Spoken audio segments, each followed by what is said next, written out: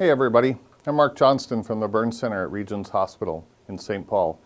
I'd like to spend a couple minutes today talking about frostbite. At some point this winter, you may find yourself in a situation where you're having to care for a frostbite patient.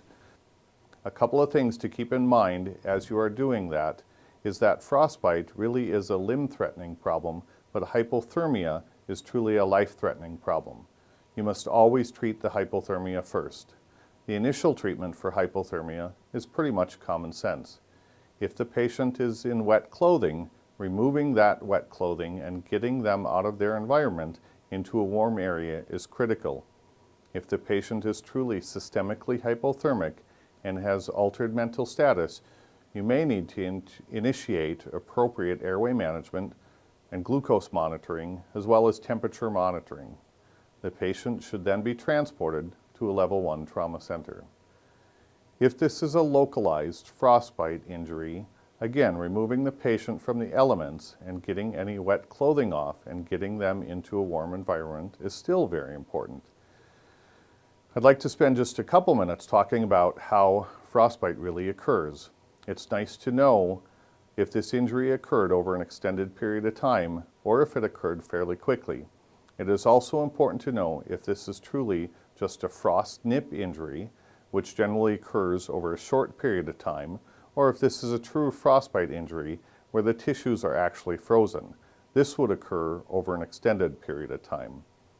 Although this would not apply to treatment in the field, the information is essential for the burn center staff to be able to treat the patient appropriately. What happens in a frostbite injury is the cells actually begin to freeze and blood flow to the area stops and ice crystals form and the cells are damaged from those ice crystals. The treatment for a local cold injury is a rapid rewarming, and this is best accomplished by warming the area in 104°F water. This is a rapid rewarming technique, and it's important for this to be done to prevent tissue ischemia. Slow rewarming leads to more tissue ischemia.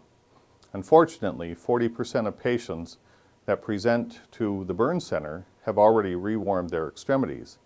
And because of this, thrombolytic therapy is the only treatment that is left for these patients. Thrombolytic therapy protocol for the initiation of treatment requires that the patient arrive in the burn center no longer than 24 hours after their injury. If the injury occurred greater than 24 hours ago, thrombolytic therapy will provide minimal benefit and therefore will not be initiated.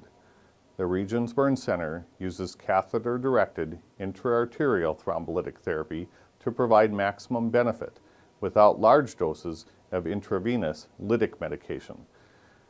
This therapy will continue for a maximum of 72 hours with the patient undergoing daily angiograms to assess the benefits of the therapy. So as you can see, the initial care for frostbite patients is actually very minimal.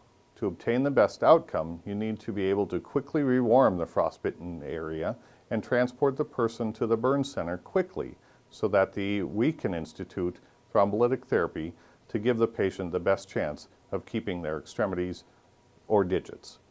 Severe frostbite can be a devastating injury, and we all need to be able to give our patients the best possible outcome. Thank you.